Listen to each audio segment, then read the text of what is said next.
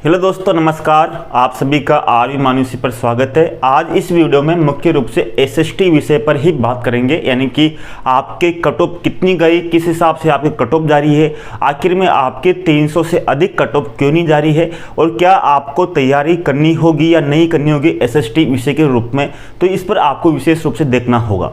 अगर हम बात करें तो आपके पहले कट ऑफ की बात करते हैं कि जनरल की 294, ओबीसी की 275, ईडब्ल्यूएस एमबीसी की 253, एससी की 243 और एसटी की 218। ये तो 2 गुना की लिस्ट थी। अगर हम 1 गुना लिस्ट की बात करें, जो आपके जैसे मान लीजिए फाइनल जो कट ऑफ आएगी उसमें अंतर किस हिसाब से आता है, जैसा कि अंतर इस हिसाब से आता है आपके कि जैसे आपके स्पेशल बीएसटीसी का जो परिणाम आया था अभी फाइनल में, तो उसमें आपके जनरल की और ओबीसी की फाइनल जो कट ऑफ थी उसमें 2 गुणाकार उसका अंतर था आपके 18 नंबर का। और एससी और एसटी का जो अंतर था वो था 38 और 39 नंबरों का अंतर था। क्यों था? कारण ये है कि जिस कैटेगरी में जितने कम आवेदन आते हैं तो उतना ही उनमें अंतर आता है। तो इसमें भी ये होगा, हर वैकेंसी में ये होगा कि जनरल और ओबीसी की जो रहती है कट ऑफ उसमें 2 गुना के बाद में जो फाइनल कट ऑफ आएगी उसमें अंतर कम रहेगा, लेकिन जो एससी एसटी का जो रहता है उसमें थोड़ा इसमें अंतर ज़्यादा रहेगा। जैसे मान लीजिए यहाँ पर 218 नंबर गई है आपके एसएसटी की, तो इसमें हो सकता है कि आपके 240 245 का आपके फाइनल कट ऑफ रहे, ठीक है। और ओबीसी और जनरल की इसमें आपके 10 से 15 नंबर का ही आपका डिफरेंस रहेगा। अब बात करते हैं कि आपको आगामी तैयारी करना चाहिए या नहीं चाहिए, तो इस पर आपको क्या ध्यान रखना है। नंबर 1 कि लगभग जितने अभ्यर्थी होते हैं उसमें से केवल 5 से 10% अभ्यर्थी ही सीरियस तैयारी करते हैं।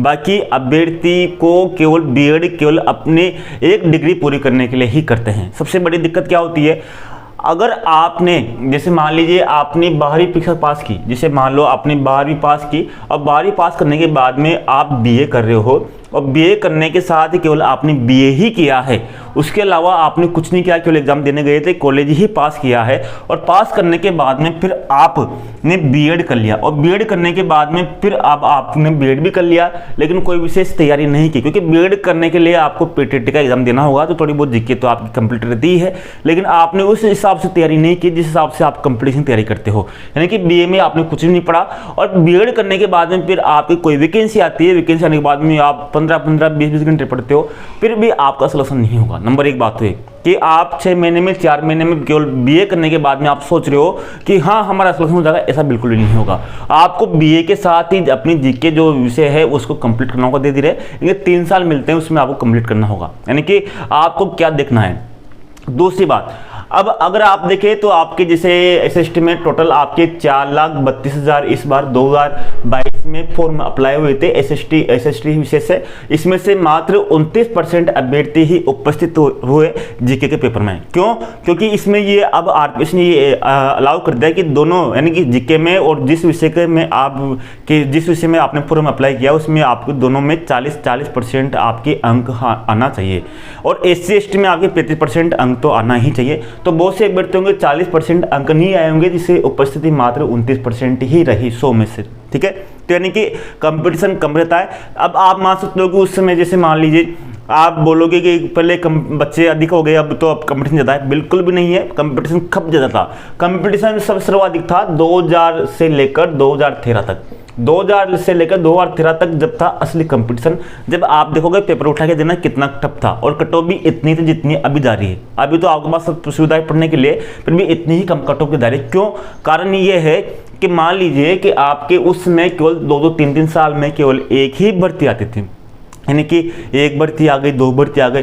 अब आपके हर साल लगभग 2 साल में मुश्किल से बहुत ज़्यादा संख्या में मात्रा में भर्तियां आ रही है, तो इस हिसाब से आपका कंपटीशन थोड़ा कम है। और जो एक्स्ट्रा है, जैसे मान लीजिए कोई अभ्यर्थी बहुत ही इंटेलिजेंट है तो वो उसका जो फील्ड है 12वीं के बाद में वो अलग हो जाता है, यानी कि ऐसा माना जाता है कि बीए बीएड तो वही करते हैं जिनकी एक तरह से रुचि कम होती है। अगर जिनका बहुत ही है तो इंजीनियरिंग में जाएंगे, आईआईटी में जाएंगे, मेडिकल में जाएंगे, किसी आरएस आईएएस में जाएंगे। तो इसमें से आपको अगर आपकी रुचि है 10-12 घंटे पढ़ने की डेली, तो आपका इसमें आराम से सिलेक्शन हो सकता है, ठीक है। तो अब बात करते हैं अब आपके जैसे मान लीजिए 300 नंबर मानते हैं आपके जनरल की, आप सभी जनरल कैटेगरी में हो, अब 300 मानते हैं तो यानी कि आपको कितने क्वेश्चन, यानी कि आपको 150 क्वेश्चन है तो 150 क्वेश्चन में से आपको 300 अंक लाने के लिए, यानी कि आपको 500 अंकों में से, कितने में से 500 अंकों में से, यानी कि 500 अंकों में से आपको 300 अंक लाने हैं। अब 300 अंक लाने हैं तो आपको एक क्वेश्चन आपके 2 नंबर का रहता है तो 150 क्वेश्चन आपको सही करने हैं। कितने क्वेश्चनों में से 250 में से आपको 150 क्वेश्चन सही करने हैं। जीके में आपके 100 क्वेश्चन आते हैं तो 100 क्वेश्चनों में से आपको 60 क्वेश्चन सही करना है, और आपके विषय में 150 क्वेश्चन आते हैं, 150 क्वेश्चन में से आपको 90 क्वेश्चन सही करना है। ठीक है, तो आप इतना तो कर सकते हो। अगर जीके में आप 70 क्वेश्चन सही करते हो और इसमें 80 क्वेश्चन सही करते हो 150 में, तो तब भी आपको चल जाएगा। या फिर आप इसमें 50 क्वेश्चन सही करते हो और इसमें 100 क्वेश्चन सही करते हो, तब भी आपके आराम से 300 अंक आराम से आ रहे हैं। तो दिक्कत कहाँ आ रही है, यानी कि आप इतना पढ़ रहे हो फिर भी आपके 300 नंबर क्यों नहीं आ रहे? कारण क्या है? आपने अगर समझा होगा तो आपने जो आपके विषय है, तो आपके विषय देखोगे तो आपके भूगोल, इतिहास, राजनीति विज्ञान, अर्थशास्त्र, दर्शन शास्त्र, समाजशास्त्र, लोक प्रश्न, इस तरह से आपके 7 विषय और शिक्षण विधियां हैं। आपको समझना होगा, बेसिक से समझना होगा इन चीज़ों को। अगर आप समझोगे तो आप किसी भी कोचिंग में जाओ या कोई सी भी गाइड लाओ, आप किसी भी तरह की सामग्री लाओ, तो आप देखोगे तो आपके मान लीजिए 300 पेज की अगर कोई आपके पास गाइड है, 300 पेज की कोई गाइड है या आपके 300 पेज के कोई नोट्स कोचिंग वाले लिखा रहे हैं, तो आप देखोगे कि आपके 300 पेज में से 200 पेज तो आपके केवल 3 विषयों के रहेंगे, भूगोल के, इतिहास के, राजनीति विज्ञान के, संविधान के। ठीक है, इन तीन विषयों के आपको 200 पेज के नोट्स रहेंगे और इन्हीं 200 पेज में आप इसमें निकाल देते हो, यानी 70% समय आप इसमें तैयारी में दे देते हो, और 100 पेज रहते हैं, 100 पेज बाकी आपके 4 विषयों रहते हैं, अर्थशास्त्र, दर्शन शास्त्र, समाजशास्त्र, लोक प्रश्न के। इसमें केवल आप 30% अपनी क्षमता का उपयोग करते हो। तबकि आप एक बात देखना कि 3 विषय भी उतने ही इंपॉर्टेंट है जितने 4 विषय, यानी कि प्रत्येक विषय में आपके 18-20 क्वेश्चन आते हैं, यानी प्रत्येक विषय आपके 35 से 40 नंबर का है। तो फिर आप इसमें क्यों? क्योंकि आपके पास भूगोल, यानी कि जो भूगोल है, इतिहास है, संविधान है, ये तो आपके पास पहले ही कंप्लीट रहता है। किससे? आपके जीके के पेपर से। यानी कि आप इसमें ज़्यादा ऊर्जा लगाओगे तब भी आप 15 से 17 क्वेश्चन पे आप पहुंच सकते हो। यानी कि आप बिना पढ़े भी भूगोल, इतिहास, संविधान से आप 20 में से अगर 20 क्वेश्चन पूछ रहे हैं तो आप 10 से 12 क्वेश्चन आराम से कर सकते हो। बाकी 2-5 क्वेश्चनों को आप इतनी ऊर्जा लगाओगे तब सही कर सकते हो। लेकिन अगर आपको अर्थशास्त्र, दर्शन शास्त्र, समाजशास्त्र, लोक प्रश्न बिल्कुल सीमित विषय हैं, बिल्कुल सीमित विषय है, सिलेबस सीमित है, आप इनमें 20 में से 20 क्वेश्चन सही कर सकते हो। लेकिन कारण क्या है कि आपकी जो बनी हुई है, एक तरह से आपकी जो इंटरेस्टिंग बनी हुई है वो आप इसमें ही है। अगर आपको भूगोल का कोई क्वेश्चन नहीं आया कठिन वाला, तो उसके पीछे पड़ जाओगे, आप गाइड में ढूंढोगे, क्वेश्चन में से क्वेश्चन नहीं आया, कहाँ से पूछा गया, अरे ठीक है ये क्वेश्चन नहीं आया तो छोड़ो उसको, 1-2 क्वेश्चन अपवाद मिलेंगे, आप उस कठिन क्वेश्चन के पीछे नहीं भागोगे। भूगोल हुआ, इतिहास हुआ, आप इतिहास में मान लिया आप इस साल कोई क्वेश्चन पूछ रहे बहुत कठिन वाला, और ये कौन से बुक से पूछा, अरे पूछ ले जाने दे इसको। आपको तो इस पर देखना है, अर्थशास्त्र, दर्शन शास्त्र, समाजशास्त्र, लोक प्रश्न में आपको इनके ऊपर आपको कमांड करनी है, और आप इनमें 20 क्वेश्चन सही कर सकते हो। अब आपके दूसरा क्वेश्चन होता है कि सर आपको बताना आसान होता है और पढ़ना और सिलेक्शन लेना वहाँ पर कठिन होता है। यानी कि आप तो बता रहे हो कि ऐसे कर लेना, ऐसे कर लेना, ये तो, लेकिन मैं आपको एक चीज़ बता दूं, जिन अभ्यर्थियों का सिलेक्शन हुआ है अभी 2022 में, तब वो आपसे यही बोलेंगे यार आप ये लड़के पढ़ते नहीं हैं, यानी कि वो भी अभी ये बोलेंगे। अगर आपका सिलेक्शन अभी हो जाएगा तो आपके आवाज़ से, आपके दिमाग से यही की बात निकलेगी उन अभ्यर्थियों के लिए कि अगर आप पढ़ोगे तो आपका सिलेक्शन पक्का है। ठीक है, यानी कि आपको एक बात ध्यान रखना है कि बिल्कुल सिंपल है, एसएसटी एक तरह से एक बहुत विशाल विषय है, लेकिन सिलेक्शन लेना बहुत ही आसान है। केवल आपको काम क्या करना है कि अभी से, अगर आप जागोगे कब से, अगर वैकेंसी आपकी बाद में आ रही है तब जागोगे, तब आपसे काम नहीं चलेगा। अभी से आपको ध्यान देना होगा, आपको अभी से ही इन पर तैयारी करनी होगी। अगर आप बात करोगे कॉलेज में, आपके कम से कम इन 7 विषयों में से कम से कम आपको 2 या 3 विषय तो रहते ही हैं।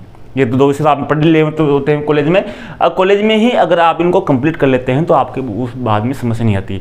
आप कोचिंग में ले सकते हो, अगर जैसे अर्थशास्त्र, दर्शन शास्त्र, समाजशास्त्र, लोक प्रश्न की आप एक बार कहीं से कोचिंग ले सकते हो, या हमारे पास भी आप पढ़ सकते हो। मैं भी इनको आपको क्लियर करवा दूंगा ऐप के माध्यम से, आर्य मानव स्टडी की ऐप के माध्यम से। ठीक ठीक है। तो आपको बिल्कुल आप 350 प्लस अंक आप आराम से ला सकते हो। तो आपको विशेष रूप से देखना है। तो मेरा कहने का मतलब ये है कि आपको अभी से ही प्लानिंग बनानी पड़ेगी आगे जाने के लिए, यानी कि आपको सिलेक्शन लेने के लिए। अगर आपको 60 साल नौकरी करनी है, यानी 60 साल उम्र तक नौकरी करनी है, तो आपको 1 साल तो आपको देना होगा, यानी 60 साल तक आपको नियमित रूप से 60,000, 70,000, 1 लाख तक तनख्वाह लेनी है बैठे बैठे घर पे जाने के बाद में, स्कूल जाने के बाद में। तो आपको 1 साल तो आपको देना होगा। और देने के लिए मैं गारंटी ले रहा हूँ कि अगर आपने एक बार ढंग से आपने सिलेबस भी कंप्लीट कर लिया तो आपका सिलेक्शन कोई रोक नहीं सकता। ये तो मुझे गारंटी आपको देता हूँ, ठीक है। कोई ज़्यादा विशेष नहीं है। आप जीके में 100 में से आप 60-70 आराम से सही कर सकते हो, और इसमें भी आप आराम से सही कर सकते हो। केवल आपको पढ़ना है, बस आप पढ़ाई ही नहीं कर रहे। अब पढ़ाई कैसे कर रहे हो आपको पता नहीं है, आप किस तरह से पढ़ रहे हो। आपका जो रणनीति है उस पर आपको ध्यान देना होगा, यानी कि आप किस विषय पर कितना ध्यान दे रहे हो, कौन से प्रश्न में कौन से कहाँ से पढ़ रहे हो। आपको पूरा पता होना चाहिए कि कौन से विषय किस तरह से पढ़ रहे हैं, कौन सा क्वेश्चन किस तरह से पढ़ रहे हैं, वो कहाँ से पूछ रहे हैं, कौन सा क्वेश्चन बाबा में रिपीट हो रहा है। इन पे आपको देखना होगा, वहां से ही आपकी सटीक रणनीति रहेगी। आगे आने वाली वीडियो में हमारी जो क्लास है वो कंटिन्यू रहेगी एसएसटी के लिए। आप निराश ना हो, अगर आपका सिलेक्शन इस बार नहीं हुआ है तो अगली बार जरूर होगा, बस आप तैयारी करते रहिए। धन्यवाद, नमस्कार, जय हिंद दोस्तों।